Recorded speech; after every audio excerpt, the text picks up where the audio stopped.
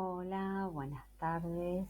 ¿Cómo les va? Bueno, hoy vamos a tener este teórico de manera virtual pero grabada. Así que la idea es poder compartirles esta presentación para que les pueda ayudar a también trazar un recorrido con este teórico que se denomina grupo interno y que tiene que ver con un modo de concebir el aparato psíquico para Enrique Pillon-Rivière. Esta es una teoría bien pichoniana porque marca justamente la diferencia que plantea Pillon en función de lo que para él es el aparato psíquico. ¿Y por qué esto?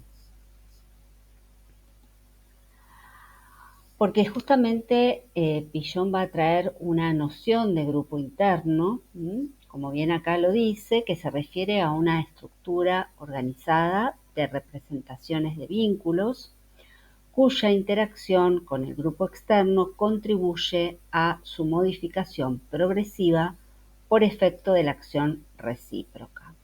Vamos a ver un poco qué quiere decir esta definición. Pillon-Rivière va a hablar, a diferencia de Freud, que habla de aparato psíquico compuesto por consciente, preconsciente e inconsciente, yo, superyo y ello. ¿Sí? Pillon-Rivière va a por su historia, por su experiencia en el hospicio, con el trabajo que él realiza con los enfermos del psiquiátrico. Él en aquel entonces empieza a separarse del psicoanálisis, esto lo hemos visto con anterioridad, y empieza a justamente diferenciarse del trabajo individual para pasar a un trabajo en relación a los grupos y desde ahí incursionar y ser el portavoz de esta psicología social en Latinoamérica. A partir de esto, Pillon va a plantear esta noción de grupo interno que reemplazaría a la noción de aparato psíquico más freudiana. Y como bien acá lo dice el concepto, es una estructura organizada de representaciones de vínculos. ¿Qué quiere decir esto? Que yo voy a incorporar, a introyectar en mi mundo interno, en mi subjetividad, todas aquellas representaciones vinculares que yo tengo con los otros. Podemos pensar en estos vínculos en relación a la familia como grupo primario y ahí lo que vamos a introyectar son las diferentes fantasías que tienen que ver con esos vínculos y que están eh, puestas o representadas en la imago. Recuerdan que alguna vez hablamos de la imago, en la imago materna, paterna o fraterna, es decir, que lo que introyectamos es una imagen de ese vínculo y de esa función materna, paterna o fraterna. Desde ahí, este grupo interno no va a ser estático, sino que se va a ir modificando mientras que nuestros vínculos con el mundo exterior también se transforman. Por lo tanto, es un concepto donde este grupo interno que conforma nuestro mundo interno es un grupo interno abierto, activo, que se va transformando con el tiempo y con las relaciones. Bien, vamos a ver un poco este concepto ampliado. Por un lado, hablamos de este grupo interno, ¿sí? Donde este aparato psíquico, como lo nombra Freud y como lo nombra Pillon, grupo interno, como bien lo dijimos, es una estructura organizada por representación de vínculos que interaccionan con el grupo externo, ¿sí? Esos vínculos que tienen que ver con el entorno, con el contexto social al cual pertenecemos y con las diferentes relaciones establecidas no solo con el grupo primario, que es la familia, sino también con los grupos secundarios, como son las instituciones en toda su gama de institucional, que puede ser la escuela, la salud, las instituciones jurídicas, etcétera. Por otro lado, vamos a ver los diferentes aportes teóricos que nos permiten pensar la clínica desde una perspectiva vincular. No va a ser Pichon-Rivière el único ni el primero en pensar esta perspectiva vincular, sino que vamos a ir transitando en este teórico y a partir de esta presentación por diferentes autores que ya abordan esta mirada más social y que Pichon toma diferentes teorías de estos autores para ir justamente eh, complejizando este concepto. Y por último vamos a trabajar una dimensión sociocultural que es la que se piensa al sujeto entramado en un contexto social. Esto un poco también lo vimos cuando trabajamos el concepto de contexto social y de subjetividad, donde pensábamos al sujeto justamente enlazado, entramado en un contexto social, donde se tejen lazos y por supuesto en este entramado, en esta interacción con un otro, se va construyendo una subjetividad y por ende un grupo interno. Tengamos en cuenta que siempre la mirada de la psicología social está relacionada con los vínculos, está relacionada con las relaciones, con las interrelaciones y las intrarrelaciones. Cuando hablamos de interrelaciones, hablamos de la relación de un sujeto con otros sujetos, y las intrarrelaciones estamos hablando con las relaciones para con uno mismo, con nuestro propio pensamiento, con nuestras propias fantasías, con nuestros propios ideales y con nuestro mundo interno. Bien, decimos que entonces esta mirada de grupo interno aporta la perspectiva vincular a la clínica, ¿sí? Esta perspectiva de la cual Pichon le puso foco, ¿sí? Alejándose, cuando hablamos de la clínica, estamos hablando de la clínica psicoanalítica, hablamos del paciente individuo y el aporte es justamente la perspectiva vincular. Recuerden cuando hablábamos de la historia de Enrique Pichon-Rivière, donde él lo que decide, además de armar los grupos operativos dentro del Hospicio de las Mercedes como una de sus primeras experiencias, también lo que busca es trabajar interdisciplinariamente y también trabajar con las familias, ¿sí? Poder vincularse con las familias de los pacientes psiquiátricos, sosteniendo que el paciente era un emergente del grupo familia. Por eso él incluye esta perspectiva vincular a la clínica psicoanalítica, ¿sí? A la clínica, es decir, al individuo.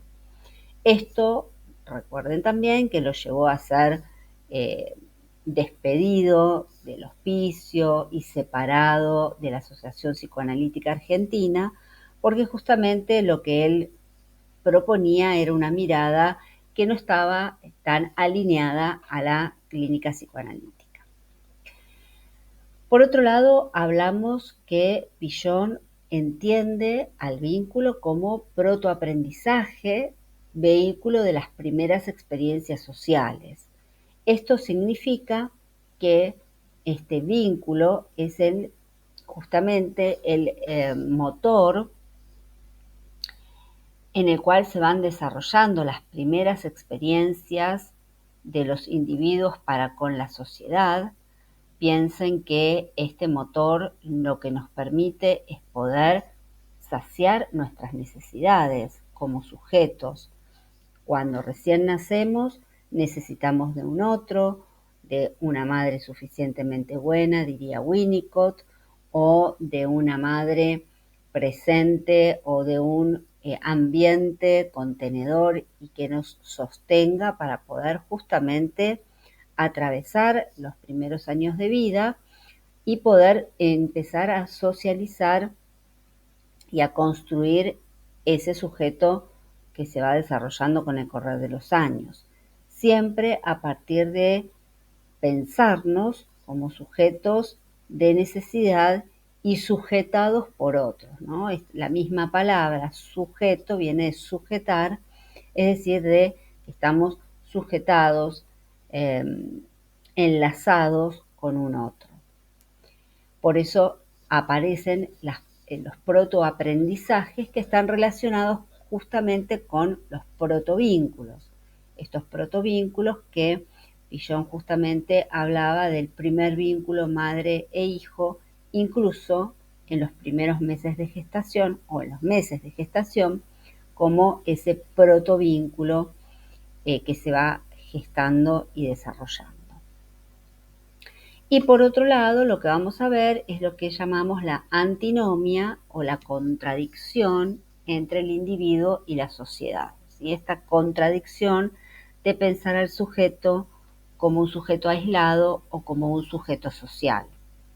Cuando estuvimos hablando de contexto social, también hablamos de diferentes hipótesis donde se lo veía al sujeto como un sujeto natural, como un sujeto aislado o como un sujeto incluido socialmente en la relación con un otro. Por lo tanto, lo que acá buscamos es poder entender o poner una mirada de grupo interno a esta contradicción o antinomia. Bien, a partir de acá vamos a ver que hay diferentes posturas históricas frente a esta propuesta de grupo interno y vamos a ir recorriendo a diferentes autores que fueron importantes para este ecro pichoniano que fue construyendo Villon Rivière a lo largo de su experiencia. Pensemos y articulemos las diferentes teorías y esto de justamente traer a otros autores que fueron importantes para la teoría de Enrique Pillon Rivière, para la psicología social particularmente latinoamericana, donde este esquema conceptual, se enriqueció con los aportes de diferentes autores. El primer autor que vamos a traer acá en consideración es a Gabriel Tarde o Gabriel Tarde. Es un sociólogo, fue sociólogo, psicólogo criminólogo, francés, de origen francés, que nació en 1843 y murió en 1904. También fue considerado uno de los padres de la psicología social en Europa por su estudio de o en la sugestión social, ¿sí? Él se dedicó también pensándolo similar a cierto análisis que hizo Freud en cuanto a el comportamiento de las masas. En este caso, este autor también hizo un estudio de la sugestión social, de la propagación e imitación como fenómeno interpsicológico, ¿sí? ¿Qué pasaba con los sujetos en función de esta imitación, sugestión o propagación de ideas, de conductas entre los diferentes grupos? Va más allá de lo psicológico y da primacía a lo relacional, a la interacción. Ya este autor en aquel entonces, fíjense la fecha, bastante antes que Villon Rivière,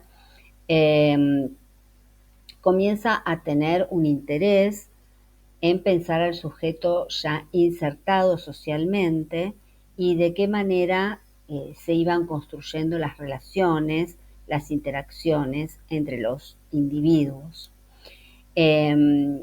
Adicional a esto y a que él empieza ya a pensar desde esta mirada, este autor se lo nombra como un pensador de la espontaneidad y de la creación artística. como parte de imitación y resonancia social. Es decir, que él comienza a tener una mirada donde lo espontáneo y lo que le sucede a los sujetos en relación con los otros empieza a generar cierta resonancia social, cierto interés, cierto eco social, y a Gabriel Tarde le va a interesar abordar esta mirada. Otro autor que también aparece como una postura histórica frente al hombre social y frente a esta inscripción del grupo interno, va a ser Émile Durkheim, un sociólogo francés que vivió entre el año 1858 y 1917. Durkheim ha escrito muchísimos textos y lo pueden encontrar en varios, en varias teorías.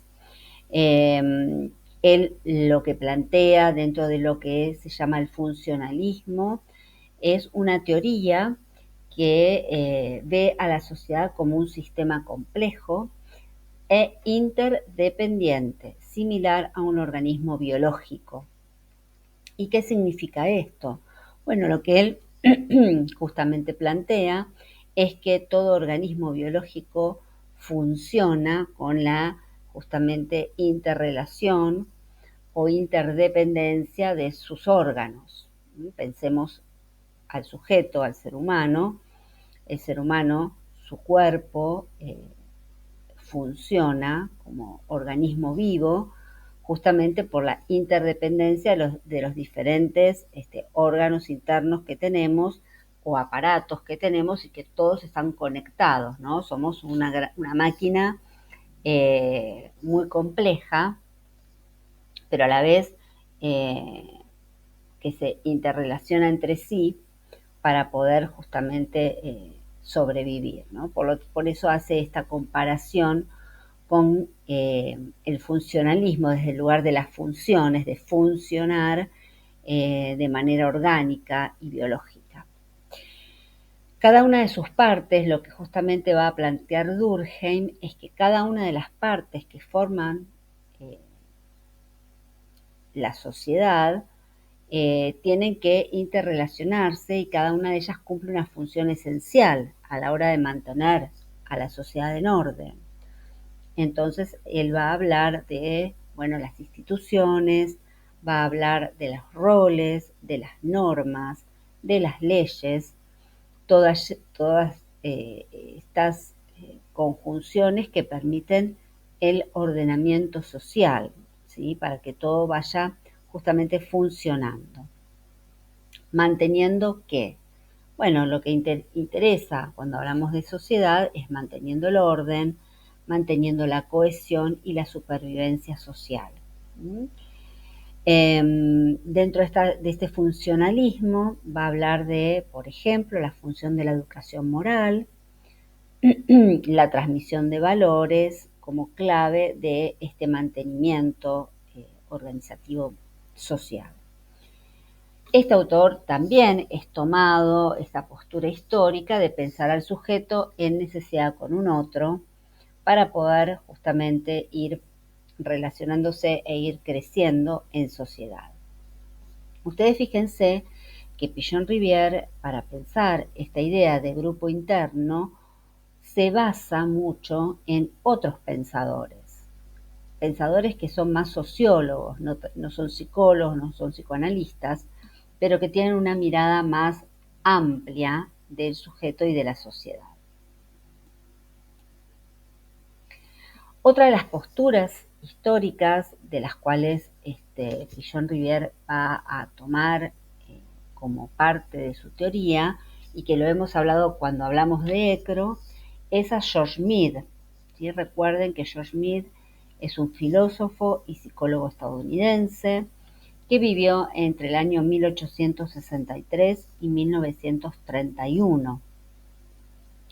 George Mead va a ser un autor que Pichon va a seguir y que va a incorporar mucho su teoría. Lo van a ver en profundidad el próximo año.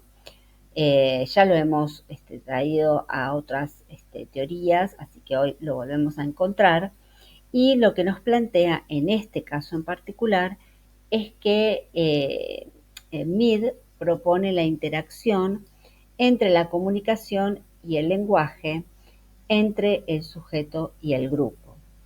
Mead va a plantear que la conducta se explica en función de una conducta organizada del grupo social. Es decir, que es importante para poder pensar esta conducta, es importante tener en cuenta la historicidad de los individuos, quiénes somos. Pichon-Rivière diría tener en cuenta la subjetividad, el aprendizaje, los mandatos, todo lo que tiene que ver con el esquema conceptual de cada sujeto o la verticalidad en los grupos, ¿sí? Para pensar al individuo y pensar también su historia y la historia que lo antecede, ¿sí? Aquello que nos antecede como sujetos, ¿no? La constitución de la persona individual.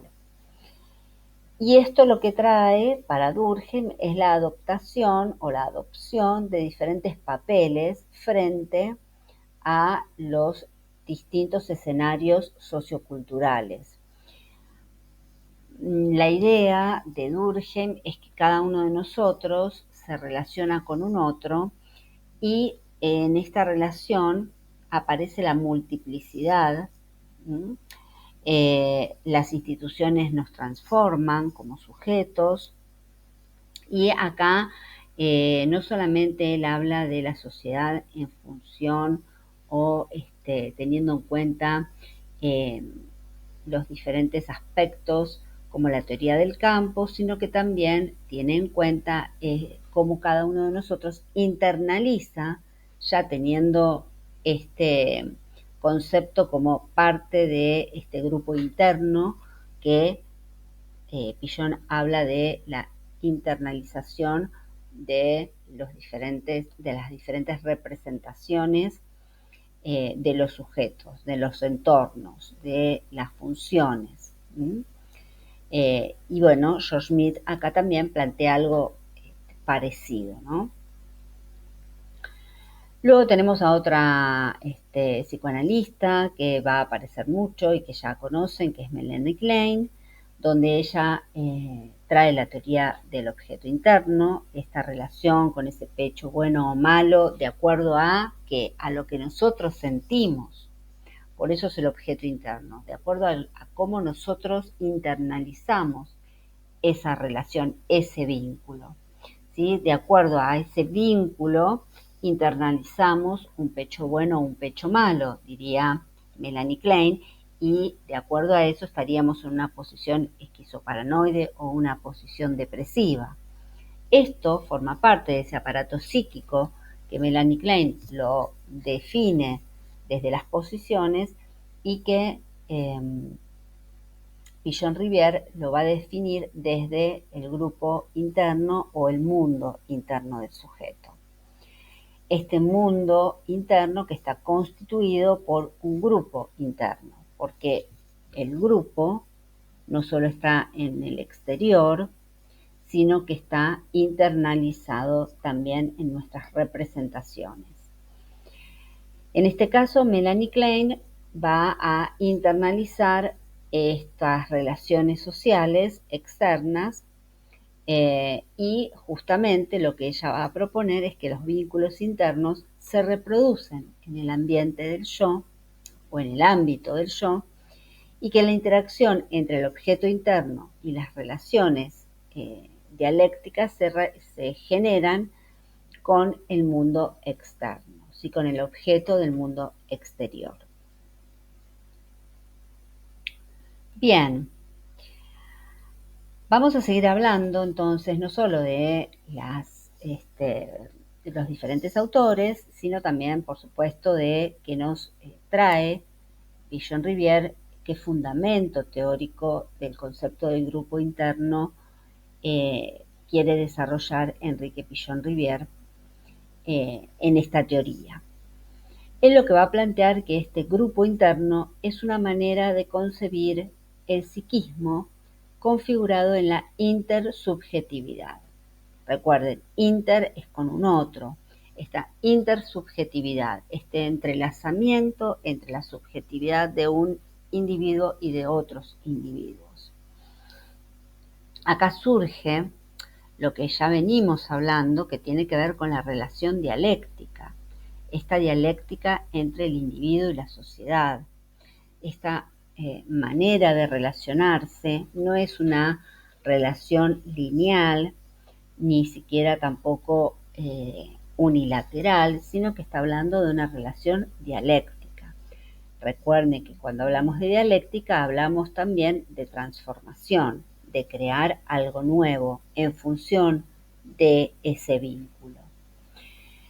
Un autor que también vamos a traer, argentino él, que se llama Marcos Bernard, en el teórico que ustedes se van a llevar, va a haber bastantes ideas que nos trae el autor, Marcos Bernard. Acá vamos a traer una cuestión que tiene que ver con el vínculo fusional. Bernard nació en 1923, muere en el 2003. Él va a definir justamente que la composición grupal forma parte de este vínculo interno, nos da cierta identidad personal a los sujetos y lo que incorporamos también son las fantasías inconscientes. Y esto también es importante empezar a integrar lo que tiene que ver con las fantasías, lo que fantaseamos con los otros, lo incorporamos a este grupo interno que nos plantea Pichon-Rivière. Bernard lo que nos va a plantear es lo que él llama el vínculo fusional, y él lo que va a decir, ya acercándonos un poco a esto de las relaciones tripartitas, a esto de lo que tiene que ver con las tríadas, y que lo hemos visto, por ejemplo, en el complejo de Edipo, él va a definir que los sujetos tenemos una tríada en relación a este vínculo fusional. ¿Qué nos plantea Marcos Bernard? Es que hay un yo, que es el que desea, un objeto, que es lo deseado, y un tercer eje, que es la función paterna, es decir, todo lo que se opone a esta relación. Esto lo podemos justamente unir a lo que denominamos el complejo de Edipo y a esta función paterna que aparece como la ley que viene a castrar, que viene a poner el límite y que viene a oponerse entre el yo y el objeto de amor o deseo que es la madre. Por eso trae esta fantasía inconsciente a esta intersubjetividad. Muy bien, vamos a avanzar con un par de autores más para poder luego finalizar esta teoría con la mirada general de lo que plantea Pichon-Rivière como grupo interno. Quien tenemos aquí ahora es Charles Cooley, sociólogo estadounidense, nació en 1864 y murió en 1929. Él va a traer también un concepto de grupo primario, donde lo que él establece que el grupo primario es un proceso de internalización por interacción con el grupo externo, enriqueciéndose e incluyéndose mutuamente. Parte de lo que veníamos hablando ahora, Cooley lo manifiesta con mayor precisión, donde justamente todo lo que internalizamos está en relación a lo que sucede afuera, al grupo externo, pero también se va enriqueciendo nuestro mundo interno, nuestro grupo interno, y de manera mutua ese grupo externo con el cual interrelacionamos. Se conformaría una estructura de representaciones que no corresponden a los personajes del mundo externo, pero son la base de las fantasías inconscientes que configuran una escena compuesta de vínculos. Es decir, lo que nos trae el autor es que nosotros incorporamos a nuestro grupo interno todo aquello que está relacionado con las fantasías inconscientes que nos provoca ese grupo externo al cual pertenecemos o grupo primario, en este caso que es la familia. Es decir, que nosotros introyectamos algo fantasiado.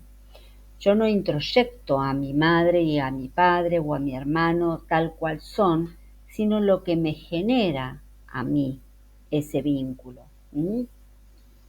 Introyectamos una representación fantasiada del vínculo con esa madre, con ese padre o con esos hermanos. El sujeto lee, ¿sí? Va a plantear Cooley, la escena que se produce fuera de él y a su vez de esta escena surgen nuevas fantasías basadas en el grupo interno del sujeto. Por eso hablamos de una mutua representación interna, diría Pichon-Rivière. Cuando acá estamos hablando de que nos incluimos mutuamente en ese grupo externo y que internalizamos lo fantasiado y a la vez ese grupo interno genera una mirada del sujeto al mundo exterior, ¿no? Es decir, que hay una interrelación entre lo de afuera y lo de adentro, y es como ese grupo interno, lo cual, como les decía recién, va a llamar Pichon-Rivière, se va a construir una mutua representación interna en relación a lo que yo siento o pienso o en relación a mi grupo interno con el grupo externo al cual pertenezco, ¿no? Esa verticalidad y horizontalidad. Esto es lo que nos plantea Charles Cooley y que Pichon va a tomar también, porque es una mirada de este grupo primario, que es el grupo familia, y el cual internalizamos desde la mirada del autor, el sociólogo estadounidense. Bien, otro de los autores que van a aparecer en el texto que ustedes se van a llevar es Samuel Arbisser, psicólogo médico psicoanalista.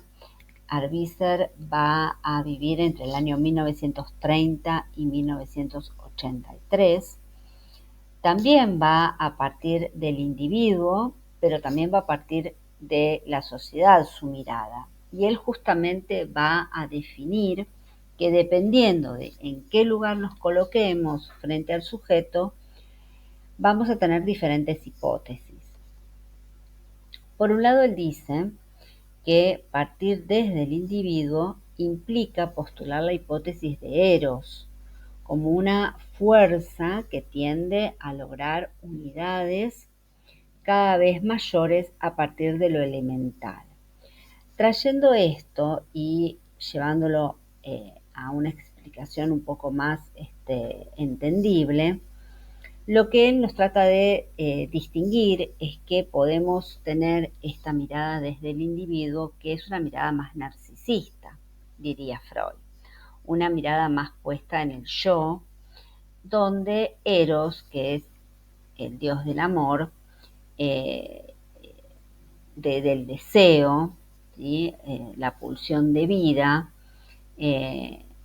Eros, pulsión de vida, es desde el lugar narcisista muchas veces que vamos a entender a los sujetos. Sin embargo, tenemos que saber también que tenemos la mirada desde la sociedad, y poniendo la mirada desde la sociedad, el sujeto se considera como un emergente de su grupo de pertenencia.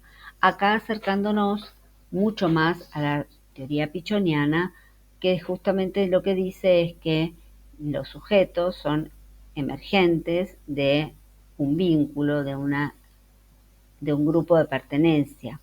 Y llevándolo esto a la historia de Pichon Rivière, recordemos que él lo que planteaba es que el enfermo, cuando estaba trabajando en el hospicio, era un emergente o un portavoz, portavoceaba, ¿sí? Ya incluyendo el tema de los roles, una situación familiar que estaba latente y emergía una enfermedad portavoceada por el enfermo. Ya acá Arbizer trae el tema de los roles, ¿sí? Como esta asunción y adjudicación de roles cuando el sujeto se inserta en el mundo social, ¿sí? Cuando uno está en grupo, va a tener la asunción y adjudicación de roles de manera inconsciente, como lo plantea Pichon Rivière. Va a ser una diferenciación entre el mundo interno y el mundo externo, donde el sujeto va adquiriendo identidad y autonomía, ¿sí? Concibiendo a los objetos del mundo interno no como una incorporación de manera lineal, como lo hablábamos anteriormente, sino como una incorporación de los objetos, ¿sí? Dentro de una estructura sociocultural compleja. Esto de que no incorporamos de manera directa y lineal, sino que justamente incorporamos a partir de complejas relaciones vinculares. Por otro lado, admite esta noción de grupo interno sin forzamiento, donde un aparato psíquico está en constante reorganización o reordenamiento de sus introyecciones en función de la diversidad de las circunstancias. Ustedes piensen que nosotros estamos siendo sujetos por otros en función de relaciones, de vínculos, de grupos, y por lo tanto lo que introyectamos está todo el tiempo en movimiento.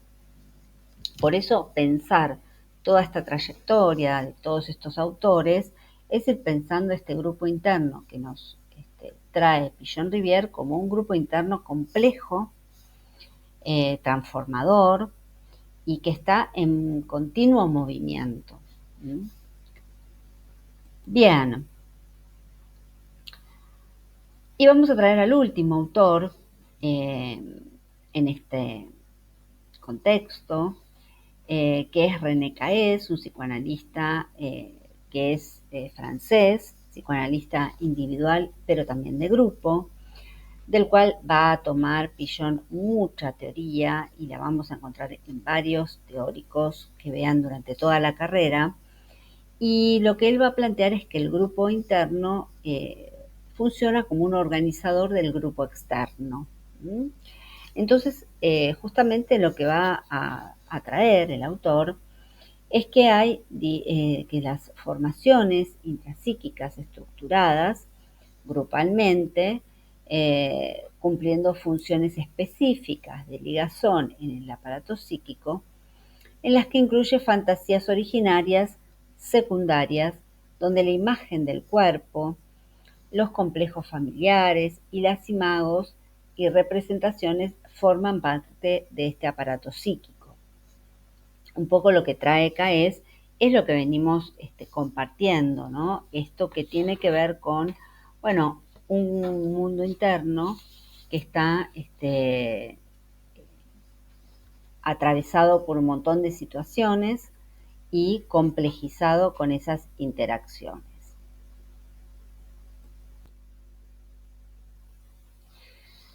René Caes va a hablar que va a designar al inconsciente como un grupo interno originario, ¿sí? Y que el inconsciente está estructurado como un grupo. ¿Sí? Esto que también toma Pichon Rivière como grupo interno en lugar de aparato psíquico freudiano. Y que va a establecer que son diferentes formas de grupalidad psíquica. Aparece como una necesidad de orden frente al caos, esto de poder incluir este organizador como una manera de justamente mantener el orden frente al caos desde el lugar de la complejidad, ¿no? Bueno, por último, y ya finalizando y articulando todo lo que vimos hasta ahora, vamos a traer algunas cuestiones importantes. Por un lado, Pigeon-Rivière lo que va a establecer es que este grupo interno es un modelo para pensar al hombre entramado en el contexto social. Interesante ponerlo desde este lugar, ¿no? Un modelo de pensamiento, un modelo que nos permite analizar al individuo dentro de un entramado social, dentro de un contexto. De esta manera, lo que él va a plantear es que se enriquece la comprensión e interpretación de los diferentes fenómenos psicológicos individuales, grupales e institucionales. Fíjense que está tomando en cuenta las tres dimensiones: la del sujeto como individuo, la del sujeto dentro de lo grupal y dentro de las instituciones. Tomando en cuenta estas tres dimensiones es que se puede analizar al sujeto y a la integración del contexto desde este modelo de grupo interno. Por eso Pigeon, ¿qué va a decir? Que el contexto se hace texto cuando habla de grupos y cuando habla de todo lo que sucede en función de los roles dentro de un grupo. Él va a hablar entonces de grupo interno como aparato psíquico, como mundo interno compuesto por todas esas imagos maternas, paternas, fraternas, por las relaciones y los vínculos que tenemos con el mundo externo. Él va a hablar de un interjuego vincular, ¿sí? Este interjuego que tiene que ver con ¿qué? Con la necesidad de satisfacer nuestros deseos, y que eso va a implicar justamente la diferencia entre la satisfacción y la frustración, ¿sí? En esa necesidad va a aparecer un otro que venga a satisfacer nuestros deseos, o un otro que también nos ligue o nos coloque frente a la frustración, ¿no? Al no poder satisfacer nuestras necesidades. ¿De qué manera nos vamos a relacionar con los otros? A partir de la dialéctica intersubjetiva. Si hablamos entonces de dialéctica, recordemos que vamos a hablar de aprendizaje, vamos a hablar de transformación. Cuando hablamos de dialéctica intersubjetiva es poder generar con un otro una relación vincular que nos permita a ambos generar una transformación. Cuando hablamos de grupo interno lo relacionamos con las experiencias.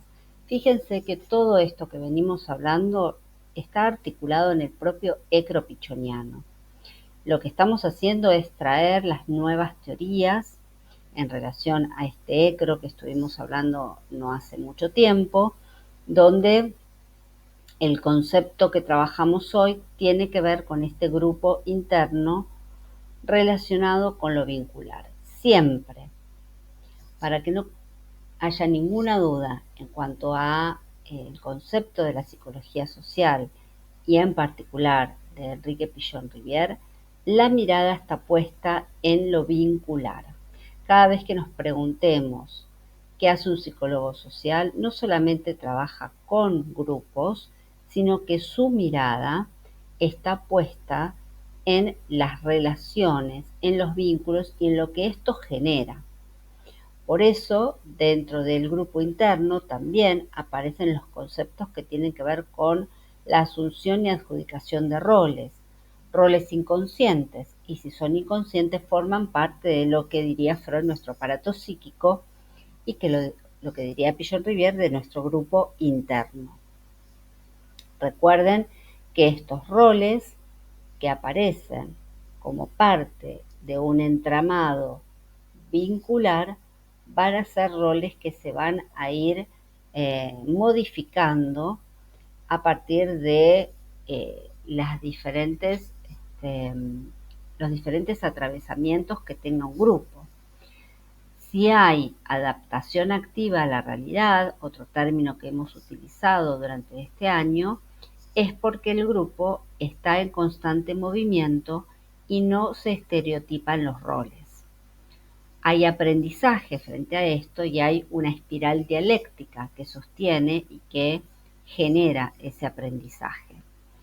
Ahora, si en este entramado vincular, en este interjuego vincular, no aparece una dialéctica, sino que aparece una relación lineal o cerrada, un sistema cerrado, lo que nos vamos a encontrar es una adaptación pasiva a la realidad, y esto está relacionado con la enfermedad y no con la salud. Entonces acá lo que vamos a encontrarnos es un estereotipo, un grupo estereotipado, roles que no circulan y que quedan estancados, ¿no? Entonces ahí es donde también introyectamos ciertas características vinculares en nuestro grupo interno, de esas relaciones que tenemos en el mundo externo. Se va alimentando nuestro grupo interno, nuestra subjetividad, nuestro mundo interno. Por lo tanto, todo lo vincular es lo que a Pichon-Rivière le interesa poder analizar, ver, desarrollar, es la mirada puesta en las tramas vinculares, complejas, por supuesto, porque están acompañadas de todo lo inconsciente, de todo lo que tiene que ver con las diferentes fantasías cuando estamos en grupos. Esta teoría del grupo interno va a estar siempre de la mano de otras teorías que se van a ir viendo más adelante, pero que también tiene que ver con lo ya visto hasta ahora y todo lo que fuimos incorporando en nuestro ecropichoniano. Bueno, hoy llegamos hasta acá. Van a ver que en el teórico van a encontrar a todos estos autores que les fui presentando en este video. Seguramente van a encontrar algunos otros conceptos, no diferentes, pero sí más extensos en el teórico, en el PDF que se llevan. Lo podemos trabajar cuando nos volvamos a encontrar para poder así abordar alguna pregunta o algún comentario y poder darle un mayor contexto a esta teoría que tiene que ver con el grupo interno. Bueno, les mando un saludo y nos vemos el próximo encuentro.